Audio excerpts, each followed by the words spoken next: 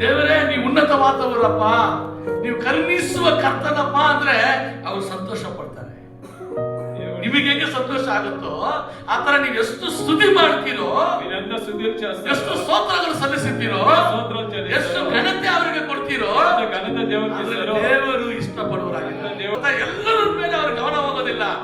ಯಾರು ನನ್ನನ್ನು ನನ್ನ ಗಮನವನ್ನು ತಿರುಗಿಸ್ತಾರೋ ಅವ್ರ ಮೇಲೆ ಮಾತ್ರ ದೇವರು ನನ್ನನ್ನು ಸಂಧಿಸಿದ ಸಮಯ ಯಾವುದಲ್ಲ ಅಂದ್ಬಿಟ್ಟು ನೀವು ಬರೆದ್ರೆ, ನೀವು ಯಾವಾಗ ಅವಮಾನವನ್ನು ಬೆಳಗಿನವನ್ನು ಎಲ್ಲಾರ ಕೈಯಿಂದ ತಳ್ಳಲ್ಪಟ್ಟಿದ್ದೀರೋ ಅವಾಗಲೇ ದೇವರು ನಿಮ್ಮನ್ನು ಸಂತೋಷವಾಗಿರುವಾಗ ಅವ್ರು ಬಂದ್ರ ಗೊತ್ತಿಲ್ಲ, ಆದ್ರೆ ನೀವು ದುಃಖವಾಗಿರುವಾಗಲ್ಲ, ನೀವು ಬೆಳಗಿನಂತೆ ಪಟ್ಟಿರುವಾಗಲ್ಲ ದೇವರು ನಿಮ್ಮ ಹತ್ರ ಬಂದಿದ್ದಾನೆ. ಯಾವಾಗಲ್ಲ ನಾವು ಸುಧಿಸುತ್ತೇವೋ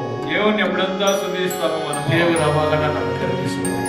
ಗರ್ಭದಲ್ಲಿ ನನ್ನನ್ನು ಕಂಡು ನನ್ನ ರಕ್ಷಣೆಯ ಗಮನಿಸಿದೆ, ಅದ್ಭುತವಾಗಿ ವಿಚಿತ್ರವಾಗಿ ನನ್ನನ್ನು ರೂಪಿಸಿದೆ,